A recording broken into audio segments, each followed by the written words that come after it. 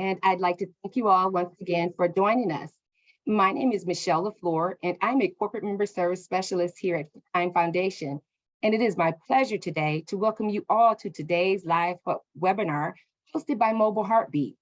Now, before we get started, everyone, with the introductions, I would like to cover a few details. If you have difficulty listening to the live audio stream through your computer, please use the teleconferencing. To display teleconference instructions, click on the Communicate menu right at the bottom of your screen to view audio options. We will also be taking questions at the end of the session, so please make it a point to jot down your questions and submit your answers in the Q&A box at the bottom of your screen. Also, at the end of the session, we will take a few minutes to complete the evaluation that will be emailed to you. To start us off today, I'd like to hand it over to Kelly Challenger, the Director of Marketing with Mobile Heartbeat. Kelly, take it away. Thank you, Michelle, and welcome everyone to our webinar, Power of the Platform, How to Get and Keep Clinical Leader Sponsorship When Implementing a Clinical Communication Solution. Our speakers today are Dr. Anna Baker-Garber, Chief Clinical Officer at Mobile Heartbeat, and Chad Powell, Senior Implementation Consultant, also with Mobile Heartbeat. As Michelle mentioned, my name is Kelly Challenger. I'm the Director of Marketing here at Mobile Heartbeat and your moderator for today. Welcome. Today, our agenda, we will cover where to start, how to get and keep clinical leader sponsorship, the difference in nurse versus physician adoption drivers, how to build a deployment strategy, and then we will leave time at the end for our question and answer period. If we don't get time to answer your questions during the live session, we will absolutely follow up with you via email. But without further ado, let's get started. Chad, as a former practicing nurse and now someone who works on the clinical implementation side of a CC&C solution, what are some of the key objectives you've noticed for a successful implementation? Sure, thanks, Kelly. Can everyone hear me okay? Yes, yeah. Mute there. Obviously a big key objective is going to be obtaining and consistently retaining those clinical leadership involvement throughout the implementation. Obviously, while we're here, be it that leadership or even the boots on the ground folks that are going to be using your end product, or those that are really going to be helping manage the system. So, today's electronic age with all of our fragmented systems that must integrate and speak with one another, even our small system projects can have really large implications when it comes to clinical workflows and affecting those clinicians. So the challenge that we see today is having clinical involvement at a necessary level throughout a project from its start to implementation. Since CC&C platforms can often be seen as just another IT project by clinical staff, and they aren't. So we push for heavy and consistent involvement by those clinical folks. First, so you have to start by bridging your IT and your clinical staff. So, you've probably already got a growing relationship with people on the clinical side, your clinical teams. If you're on IT through previous implementations, or you might be launching a joint project with Clinical Impact for the first time. But regardless, you'd have to start identifying those clinical stakeholders, who's affected by the system being implemented, and then really begin to think about how to loop them into planning before things really get going. You've got your requests for proposals, your RFPs. Those should be done really through a clinical and workflow assessment lens. You'll want clinical input early in those planning stages. Maybe that's even helping with identifying a platform together or a system that ensures your clinical users' needs are going to be addressed. Especially if that platform is going to reflect any type of clinical workflows, and ultimately that it's going to be useful and adopted by your end users, which is very important. Then you're going to move into your clinician and project management identification. So hopefully you have your stakeholders and end users, they're identified. You start reducing that tunnel vision to sort of see the whole picture within your enterprise. And, again, what are those affected workflows? You need to assess those and really even pulling them apart at a high level, challenging yourselves to think about, how is this new platform going to enhance workflows across an entire enterprise or just your facility? Is it going to hit or attach to multiple current applications and systems, which most CC&C platforms today do?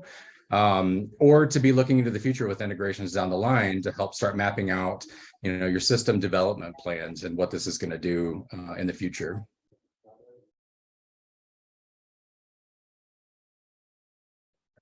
Thanks, Chad. I think that was really helpful. I want to emphasize the workflow component of what you just talked about. So anytime that you're talking about communication, you're really talking about a clinical process, and as such, you really need to assess what processes are going to be improved or changed by using a clinical communication system. And so engaging the clinicians early on and understanding what those workflows are, understanding what process improvement they'd like to bring to the situation, and then really talking to a broad group of people so that you can be thinking about how communication can pull people together across departments. And so that clinical engagement is really important. And your informatics team, of course, is the bridge that's going to pull together the IT requirements with the clinical requirements. So having that loop of, as you were saying, of the clinical people with the IT technical people and the informatics people all engaged in where to start, I think is really important.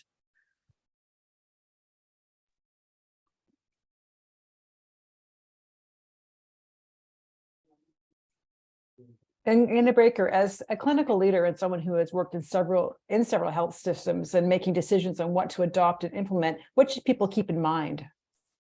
Well, I like to think about this from a hierarchical point of view. Where I've seen successful projects work is a cascade of roles.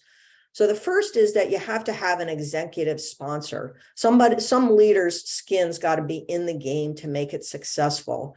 And it's really important, I think, to have both nursing and physician leadership engaged. And you may also want to have the CIO, depending on the way your organization is put together.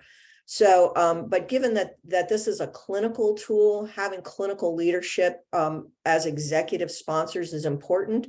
That drives adoption. That drives settling of disputes that might come up, and it also helps to break down any kind of barriers or from resourcing or timing or those kinds of things when they arise. So having a key clinical sponsor who is engaged and responsible for the success of the project is really important. Typically, the executive sponsor then appoints a business owner, and the business owner is the day-to-day person that's going to oversee the project. So if you have a CNO engaged, it might be the CNIO, or it might be an associate chief nurse, as an example. On the physician side, it might be the physician leader of one of the key groups, such as the hospitalist group. And then, and so they're responsible for making day-to-day decisions and making sure that the wheels are turning appropriately. Then you need to have project managers who are laying out the timelines, laying out the dependencies, laying out the barriers, figuring out the timing of everything. And they work hand in hand with the business owner to make sure that those things go well. You may have a project manager on the facility side, but typically a vendor will also have a project manager, and those two will collaborate to make sure that the project is running smoothly. And then lastly, you need a clinical lead, could be an informatics person who is going to make sure that all the clinical concerns and aspirations are being addressed, that the workflows that you want to use or you want to use the CC&C to solve problems, those workflows are well addressed.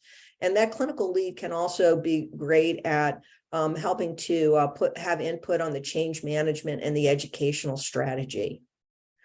The last thing that I think really adds value is developing a charter for the project. Chad, you want to talk a little bit about a charter and what you like to see in it?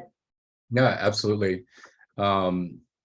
I'm sure most people are familiar with the charter, but if not, basically it's just your short formal document that is really going to describe your project. And it's going to provide your authority to begin the work. It's going to help enforce your accountability, and really it's going to guide the project. It helps kind of keep that engagement once you've established it and got it.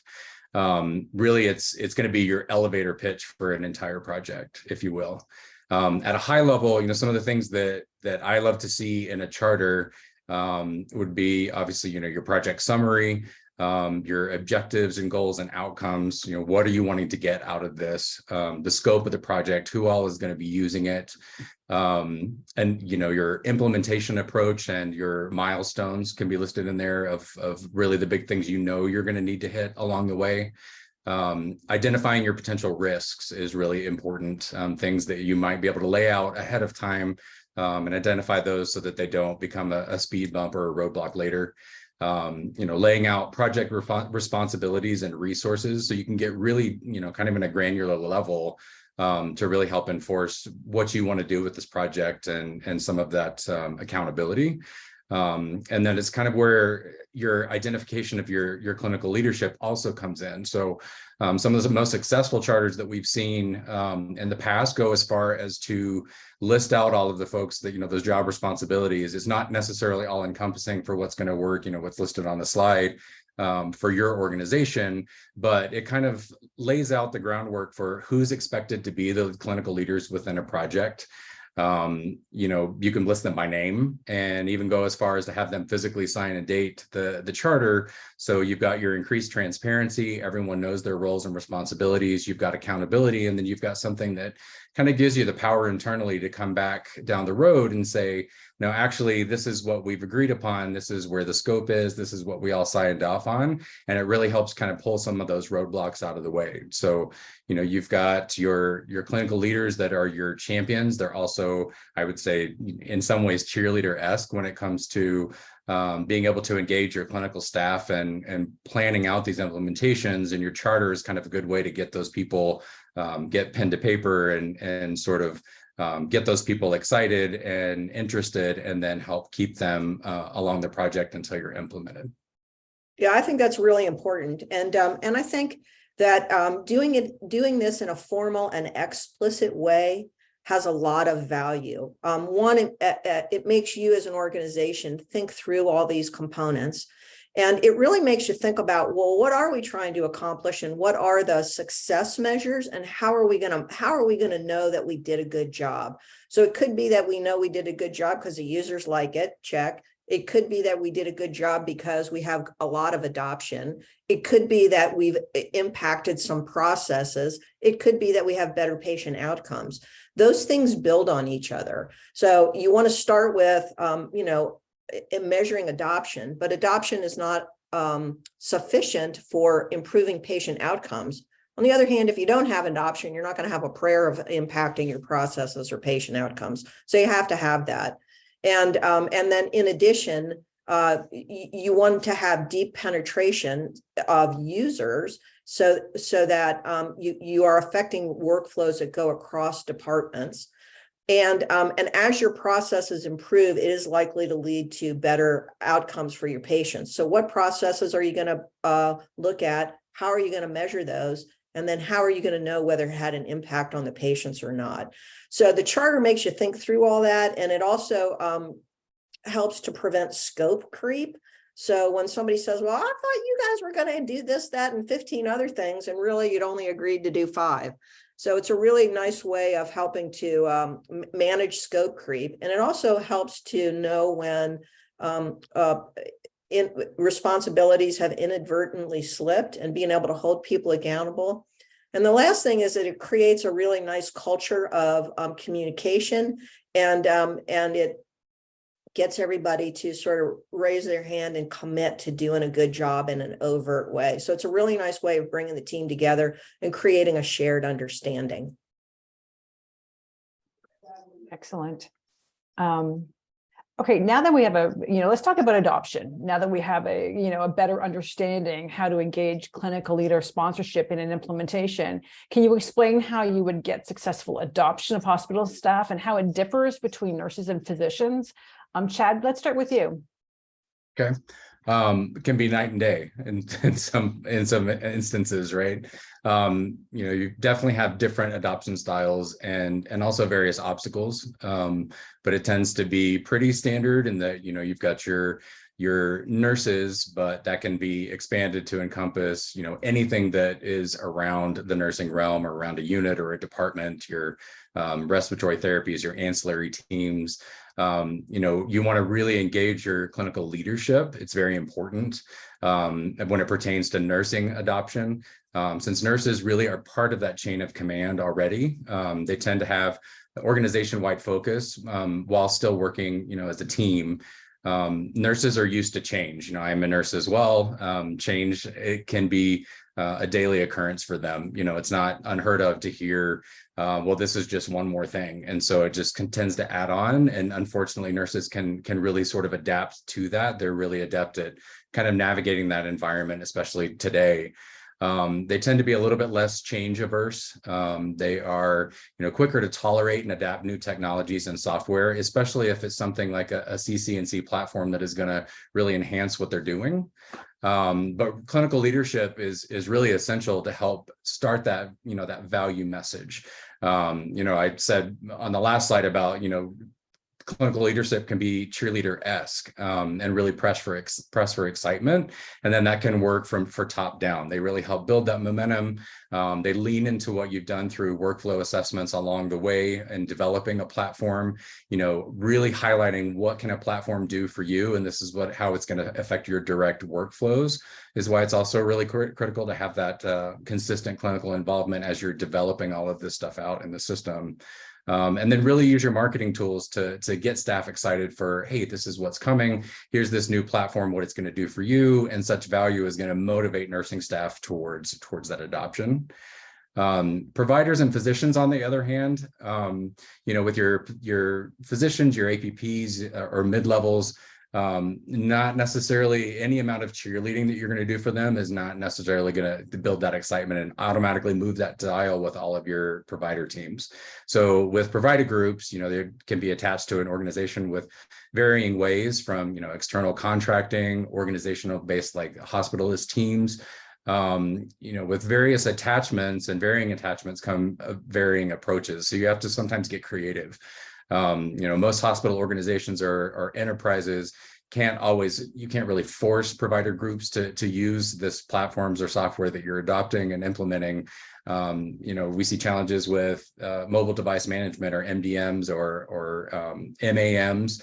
Those are commonplace these days in facilities and can be a provider deterrent and kind of can scare people off. So trying to navigate that sort of thing as well, and kind of one-on-one as those things come in.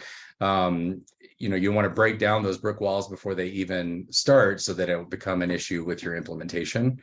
Nurses, as mentioned, are really used to those changes, that rapidly changing environment, and will adapt to new technology. But providers are going to need more convincing when it comes to new software and changing their workflows, especially if they're working well today. You want to kind of, what we've seen as successful is really to start small. You utilize project sponsors like your CMOs, your CMIOs, begin to drum up that excitement within maybe one small provider group. So you can find a champion within that group, someone who's maybe just over on the other side of the fence. So it's not a huge lift to sort of pull them on to, hey, this is what this new system offers. And then kind of, build that excitement with them directly. Get them up and running while working on maybe another small group, or promoting influence to other groups through really peer pressure. You'd be surprised how far peer pressure can go with provider adoption. Even nurses can jump in the game by hyping up a platform and applying a little bit of pressure. So Dr. So-and-so is using this platform. Here's how we're using this in the ICU today. Does this look like something that could be exciting for you and something that would work for your workflows? You can have those providers engage other groups, if they're amenable to doing so. show them how they're utilizing the new system and how they plan to use this platform in order to get additional buy-in and adoption from those other provider groups. And so you slowly start to build your momentum and your army with smaller groups at a time, rather than this big top-down exciting approach for like your nursing staffs. And then also, making sure that you're addressing those objections. I talked about, brick walls. You don't want those to become a huge issue, and you have to address their concerns along the way. So, you'll have a platform catch fire with provider teams moving forward towards that adoption. If you're addressing those concerns, it's critical. With your discussions around MDMs and MAMs, as I mentioned, without open channels to address those concerns directly and quickly, those things can start to fester. And you can lose providers before you even go live, making it even harder to drum up that excitement and even hope for adoption as you move forward. I think you've done a nice job, really, Chad, of describing the different approaches. My Smarty Pants formula for adoption is what causes somebody to adopt it is the value plus the peer pressure divided by the objections.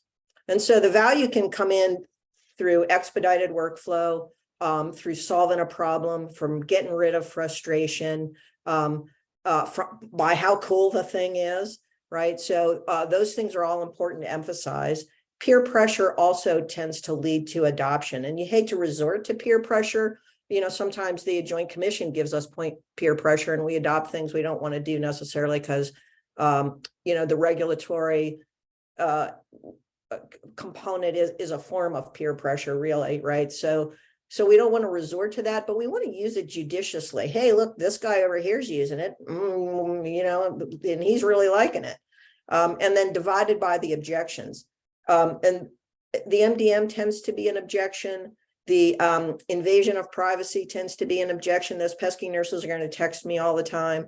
I don't want to put it on my phone. I just don't want to be bothered. Somebody's going to page me in the middle of the night, all those kinds of things. So as you focus on helping the physicians to problem solve that and allay their fears and give them tools to manage those objections, then they're going to be more likely to adopt. And meanwhile, you can be emphasizing the cool factor, the dialing out of frustration. Typically, if you talk to a physician about how hard it is to get a hold of a nurse or a hold of people on the care team, they'll talk about plenty of frustration there. And so you can use the value that they're going to be receiving from the tool as a way of addressing those frustrations. Nurses, can see the value because they of their interconnectedness to other services like PT and pharmacy and lab and environmental services. So once you start to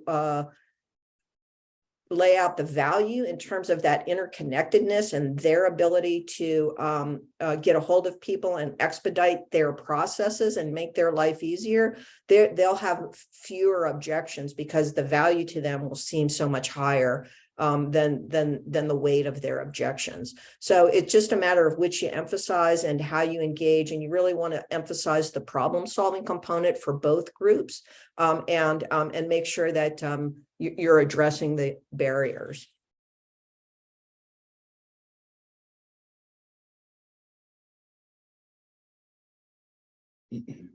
And how can we talk about installation versus implementation? I know, Anna Baker, this is always a big key for you when we talk about, this type of, implementing, and there's implementation, there's installation, and they're not the same.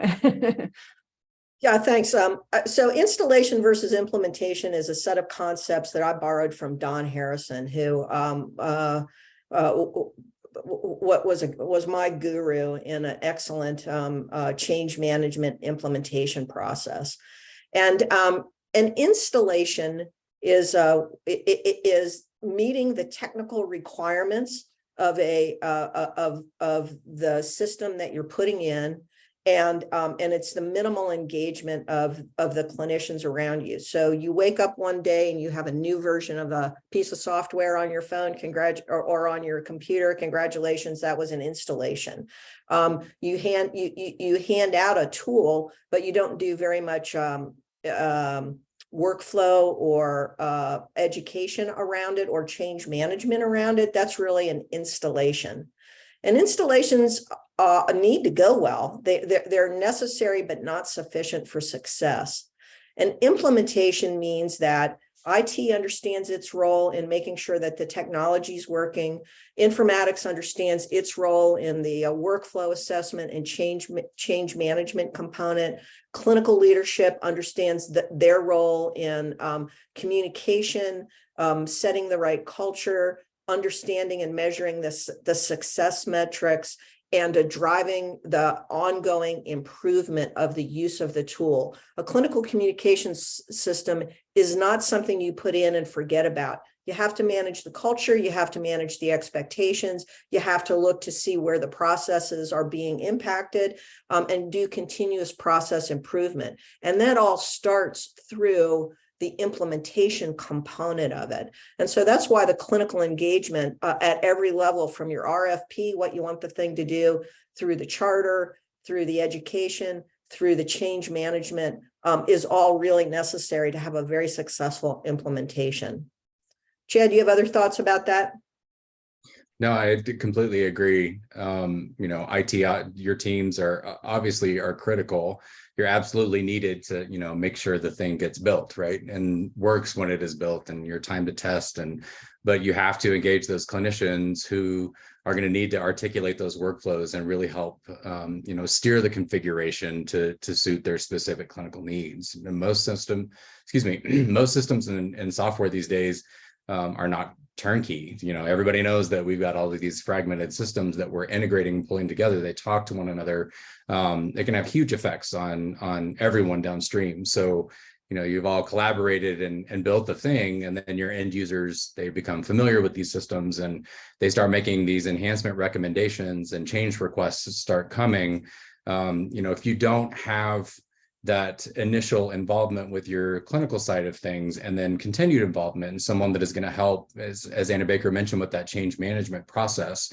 If people are starting to throw out enhancement requests and all these changes, it needs to be run through a clinical governance committee. You need to have those people that are already identified and ready, that maybe can sit in on those committee discussions. If someone comes with a change request, and then say, we meet on, once a month on Tuesdays, this date, first Tuesday of the month, come and listen, and then ensure that those changes make sense. Take those back and digest them, that those are going to actually boost and enhance the clinical workflows, and ultimately can support those changes, and everyone then kind of grows together as you've built that army of your clinical side of things, which is why informatics is so important. If you don't have an informatics team, you can still have some of those folks that are your big facility champions that you go to with projects on the clinician side, or that pulls reporting, or that does things to help out in some spare time, that can really help dig into some of these systems and really support them on the back end. A lot of these systems are going to have access to a background system that give you some sort of functionality to where you can help with having clinicians make access. You've got your help desk and IT that also have access, but having those clinical folks involved, enlist those folks to help take ownership in the system, so that when you're implementing, they do have that background in the workflows. They know what they're talking about, where a vendor, it can tell you, here's what we recommend, but you've got somebody on the clinical side that is like, yeah, but this is what we actually do today. And they can help map those things out with the vendor's help. No amount of input from a vendor is going to be able to tell you exactly what's going to work for your units and your deployment. It's going to come from that army that you're building on the inside with a vendor's assistance. So, I also want to say, we'll talk about it on this slide. Go ahead. Are you okay? Because I was going to say, this brings us to our last agenda item, and how to build a deployment strategy. And Chad, can you discuss how one builds a deployment strategy, and how do you assure your teams have proper clinical engagement from beginning through to go live? Sure.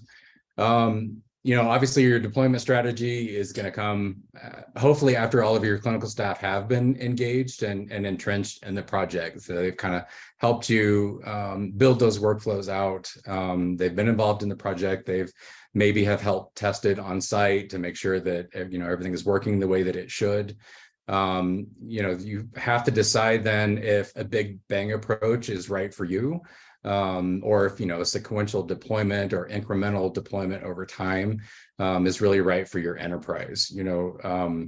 Do you need to start smaller with a pilot program where you have a small handful of units or departments that go live and really start using this and seeing what they can do with it, and then help move that into engaging for a full facility project later? With a big bang, something that we do typically is we do it big bang, but we also do it's kind of a hybrid of incremental. So we'll put forth together a go live schedule so that we'll take into consideration who's going to be using a CCNC platform or the product. We'll steer away from your heavy hitting hours of medication passing, for example. So we kind of lean into the clinical representatives on that information. So we'll build it out together so that we know that we start, hey, say 8 o'clock, we'll hit, your ancillary teams that aren't passing meds, that aren't doing rounds on patients, your EVS or someone that might have a little bit more time, and then sort of incrementally move through with 2 teams deploying our product, so that, if we do identify something that is a showstopper, it's not hard to roll back if you've only rolled out a couple of units and that sort of thing. You also need to devise your training plan and strategy during your implementation. Does the new system need to have clinical trainers involved early throughout the implementation so that they can be your boots on the ground for training your end users when that time comes? You want to train as close to implementation as possible so that you've got it fresh in your mind as you're going live. And do you need to have separate clinical and IT training sessions with a platforms vendor so that, as I mentioned, you've got some of your IT staff that'll have access to a background system and can do some things on their side. But it needs to be more targeted training versus your clinical folks. If you've got people that can get into a web admin and make some changes, they need a separate type of training because what they're going to be doing is different.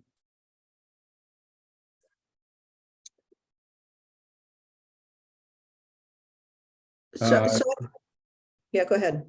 No, I was just going to say, Anybody, what did you want to say before I cut you off? I was going to say, and then that we did talk a little bit about, your ongoing support and expertise. You've got your trainers. If you're doing a train the trainer approach, you want to identify some super users as well, so that when you do deploy, you've got that they're not quite as entrenched in the project. They really are mobilized right as you go live, but those are going to be your subject matter experts for doing your base troubleshooting before then moving that on to someone else. So, I'm a nurse, but I'm a super user. I'm good with, I've been identified in the past that I'm good with IT projects. I might become a super user so that when I come in and I work on the MedSurg unit, that I'm really just more of a resource, kind of like a resource nurse or a tech. That can answer some of those off the cuff, like, hey, I'm running into this problem. Oh yeah, you just need to do this when you log in. Or, oh, that's a change that they made, maybe didn't get to that phone, I can fix that. Like your base level issues before then sort of triaging that to the next level of support. And then also, as mentioned on the last slide, your clinical governance. It's critical that you've got something that your enhancements are funneling through after your go live so that things make sense. And that those changes aren't made without, carefully considering what that might do to other systems and workflows down the line. So you need representatives from pretty much all groups that are using the thing once you've gone live.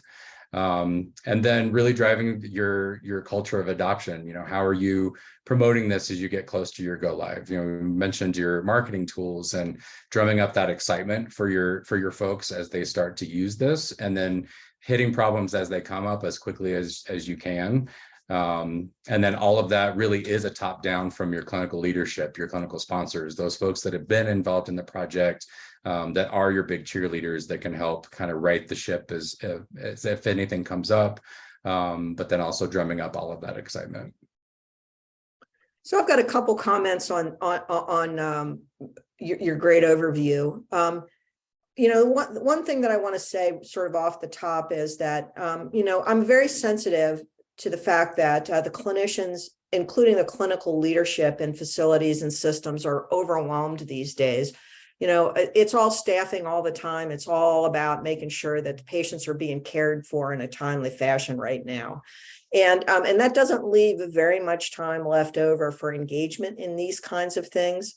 And so the temptation, I think, on informatics, on the IT team, is to do as much of that lift to free up the clinicians to continue to be more involved in the direct delivery of care.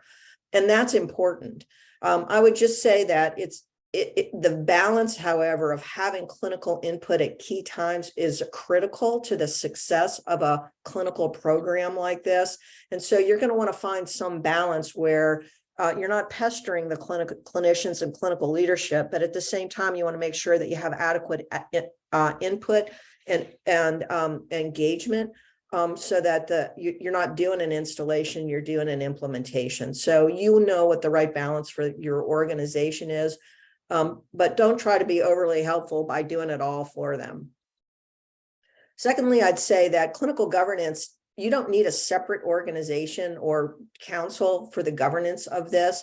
If you've already got councils for like nursing councils for various levels of care, or you've got governance for your EMR, you may be able to roll these kinds of decisions into that. You're not going to have that many changes coming through, but you do want some place where somebody can review them and give you good input about what changes should happen.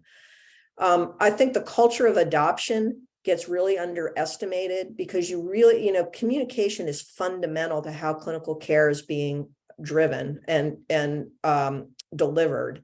And how we talk to each other is a core component of that. And so texting is an extension of talking, phone calling is an extension of talking, a broadcast message is an extension of talking. And so we want to set up some rules of etiquette and politeness. And this is where the clinical leadership is key. So typically what happens is that the nurses are so excited to be able to get a hold of the doctors right off the bat that there tends to be a short period of time where the nurses tend to pester the doctors. One of my favorite quotes was from an early implementation that we did where the intensivist said, "I had no idea the nurses had so many questions." And so, and so that's a clue that either he was a bad communicator to begin with, or the nurses are communicating in a way that's not very effective, or some combination. And so, so you want to help model a style of communication where if the nurses have 15 questions, maybe what they really need is a face-to-face conversation where they can go through them all. And we also don't want the nurses to get into a habit of serial questions, then first one, then the next one, then the next one. So try to bundle things up and create enough information that the physician can have a reasonable response. You also don't want levels of, you want to match the appropriate communication tool to the level of engagement that's necessary. Got a quick question? What time's my patient being discharged? Text message is perfect for that. Doctor, I want to talk to you about adjusting this patient's medication. Maybe not necessarily good in a text conversation. Maybe that's more of a phone call. Hey, listen, I want to go over the discharge plan. Maybe that's an in-person meeting. And so you want to help model and create examples of matching the message to the communication. Doctors should not be sending orders over texts. And so that's another example of when you don't want to use particular kinds of communication. So that culture of adoption is key to your success. And the leadership's got to be willing to work through the growing pains of figuring out what the right level of communication is and what matches your organizational style.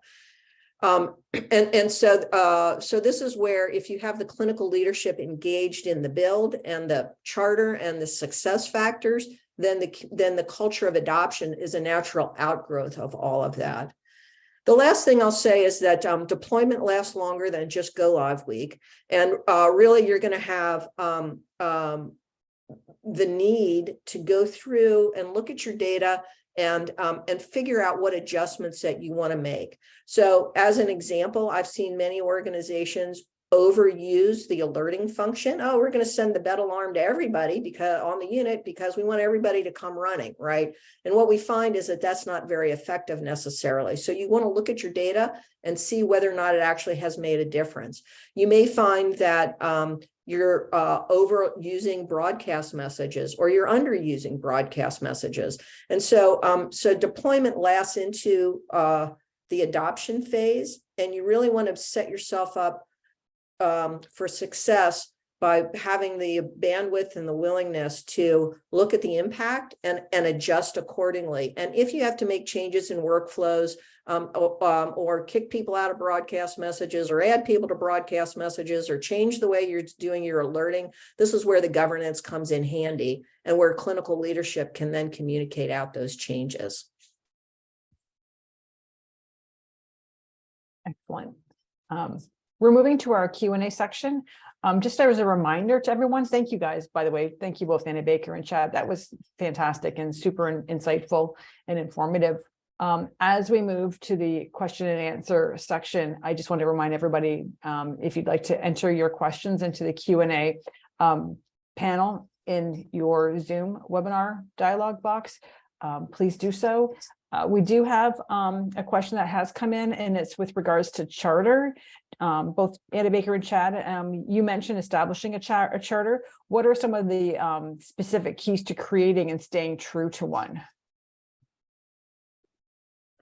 You want to go, Chad? Or you want me? Go for it. Okay. So I think the first thing about establishing the charter is, first of all, if you don't already use this process, you've got to get everybody bought into the idea that you plan to do it. And then the next part is you really use this as an outgrowth of how it is you got funded to do the project in the first place. So typically, sometimes I've seen charters be a natural outgrowth of the business plan, or how it is you got the organization to pay for this. So what is the tool and what do we hope to accomplish with it, I think are key components. And then the next part is the other key component is who's going to be involved. And I think putting names to roles is really important. So if your organization has different names for roles or different types of roles that are typically involved in a successful implementation, please include all of those and then name people in that. That creates that sense of accountability. And then the third thing I think that's important is identifying risks. And the reason that I say that is no project that I've ever worked on in my 20 plus years of doing informatics went without a hitch. And if I can predict that the hitch is going to happen, then my leadership's forewarned, and we can start thinking about what the barriers are that are creating the hitch and then bring the resources in a timely fashion. So it allows for quicker problem solving, and it also creates a more realistic atmosphere, if you will, about how the implementation is going to go. And it also helps you to think about what your prioritization are, or prioritization of tasks should be. It's really a tool that you can refer back to. I would suggest that even referring to the charter episodically during the project management meetings is important to make sure that you're on track and that everybody's still accountable as needed. And if the roles change in the organization, then you're going to want to update the charter appropriately. And if leadership has agreed to a scope change, then you're going to want to update the charter appropriately. So it really is a working document. And it really can help keep people organized, and it keeps the expectations overt instead of covert. So you don't get caught in the end 3 days before go live with the, oh, wait, I thought it was supposed to go like this conversation, which nobody ever really likes. No. And I'll just add to that, your vendors of the world or those folks out there can kind of help you digest the roles and responsibilities of, here's what the things that we have seen in the past and what we know is going to help you be successful. it's not that you need a role for each item of responsibility, but someone that's covering those areas as well will really help you kind of really identify those people. And then, as Anna Baker said, and we mentioned before, if you get them listed out in your charter, then you've got a document that, working document that you can refer back to that kind of gives you a little bit of a leg to stand on internally and with your vendors. Actually, this probably leads to our next question. Any suggestions in identifying champions within an organization? Chad? Yeah, I think I mentioned a little bit ago, sort of a scenario with one, but I think it wouldn't be a surprise for a lot of folks if you went to a director or a charge nurse or someone in a facility and said, who are your first adopters with technology? Who are those people that you loop in that want to pick up some hours and they do reporting on the side?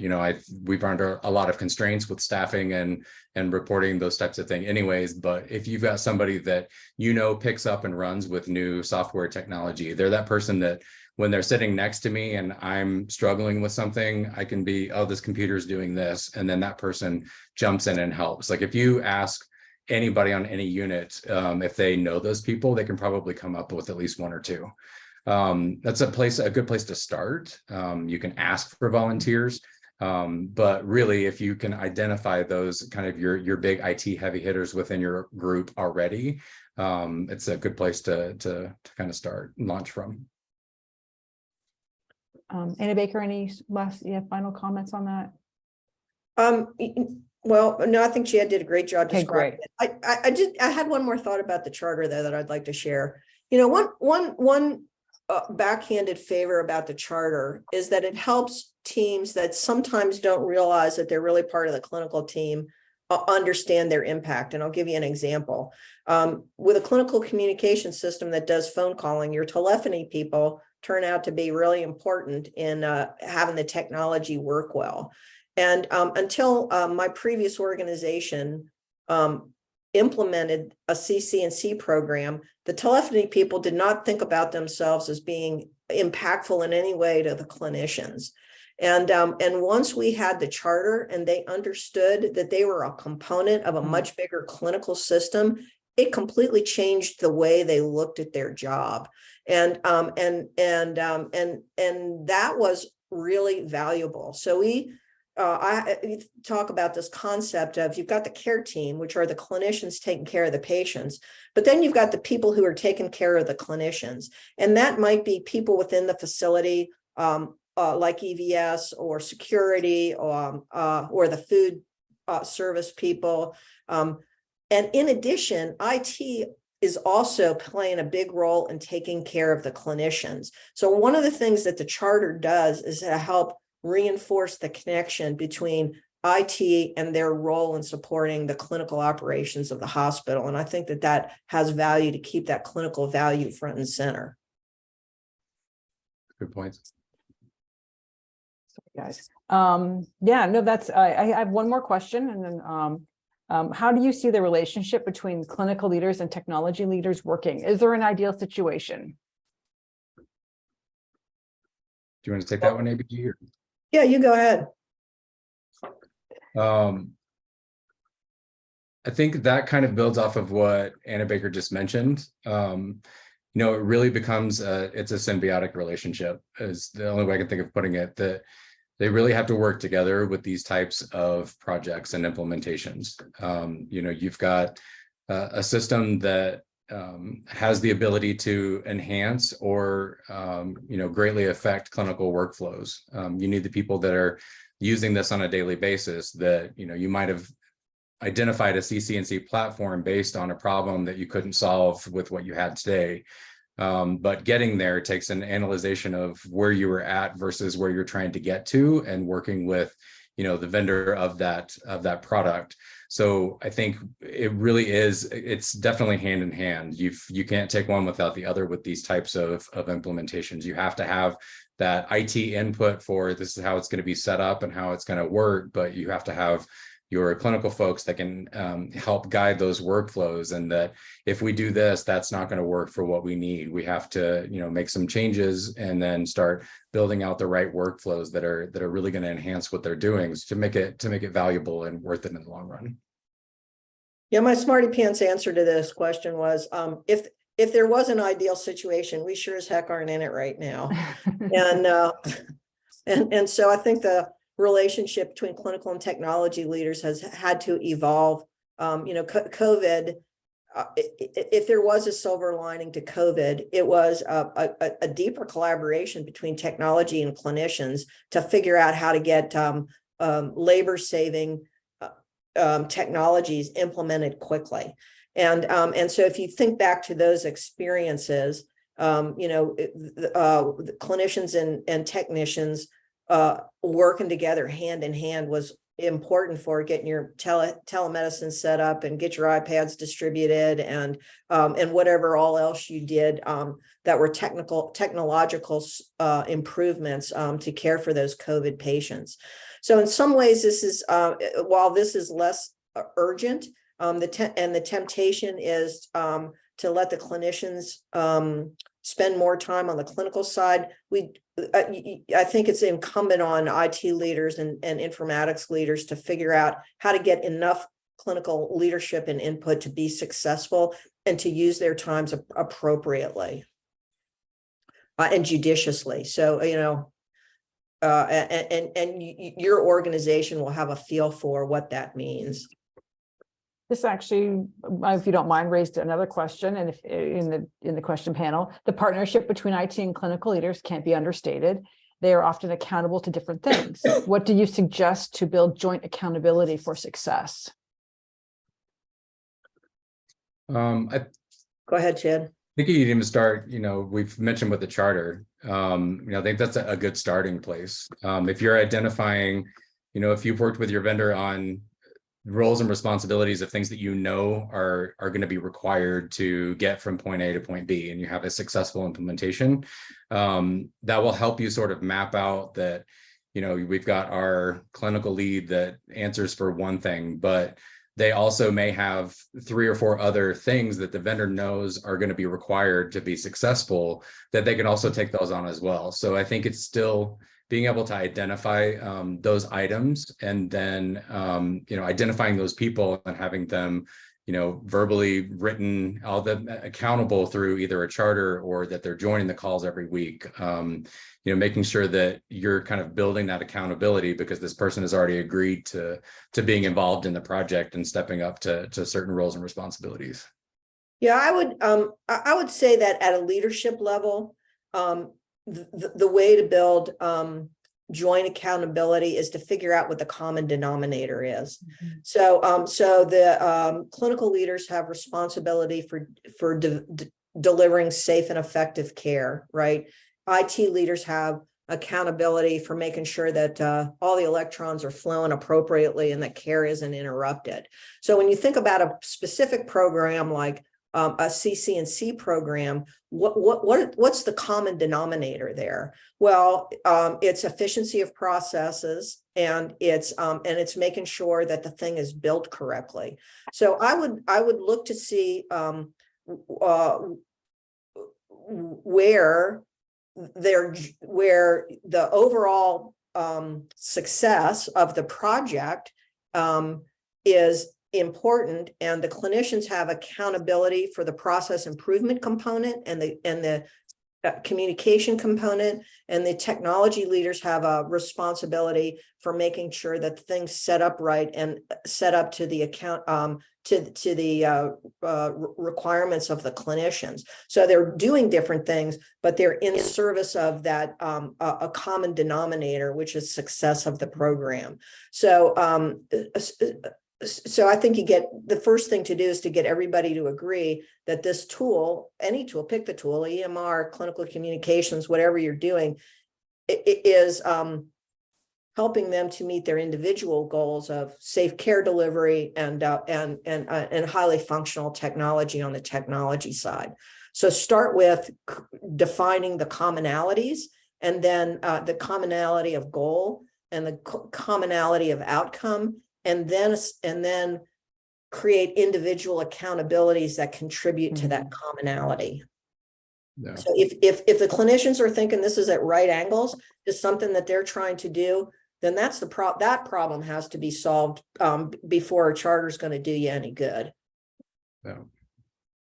And then, to jump off that a little bit, one of the things that we do with implementations is that we try to be as transparent with communication as possible. So you've got your separate groups, you have your IT and you have your clinical, but they also need to hear the same messaging at times. So we'll have if it's a clinical advisory team, we'll meet with them once a week. The IT, the technical teams, they'll meet once a week. And then we have a joint meeting every week where the clinical leaders and the IT teams are all on the same call together. So it's like, here's what we talked about before, and this is where it crosses over, so that it kind of keeps that transparency and the continuity of the message so that people aren't left out. So if you have people that they're not getting the info, they're not joining the calls, then that kind of helps you with pushing accountability as well, to where this is what we discussed, and it kind of, I guess, enforces a little bit of that transparency and gives you, again, a little bit more of a leg to stand on internally, where you're like, well, we talked about that on this call before, so make sure you're on that next joint call, because they're discussing everything that has to do with the project, whether it's IT or clinical. Yeah, so I think that communication is important. And I think that communication starts at the RFP process. So if the technology side has been given a mandate to go find a good CCNC program, then the requirements need to match what the clinicians want to do. And so if you buy something that doesn't match up with how the clinicians want to work, now you've created a disconnection between the clinical accountability and the technical accountability. You might get them something that works, but if it doesn't fit into their workflow, or they don't like it, or the cool factor's not there, or the objections are too high, then you're not going to have joint accountability for success. So involve them early on in your decision-making process and use that as the opportunity to build that joint accountability. Excellent. Thank you. Well, that's it for us for today. Thank you so much, Anna Baker and Chad. Michelle, did you want to come back and close us up? Hi, sure, I'm happy to do so. I'd like to thank everyone for attending today, and especially a special thank you out to Mobile Heartbeat for such a lovely presentation today. And we thank you all for joining, and please do not forget to complete the evaluation. And everyone have a great afternoon. Thank you. Again. Bye now. Thanks, Have a great everyone. day.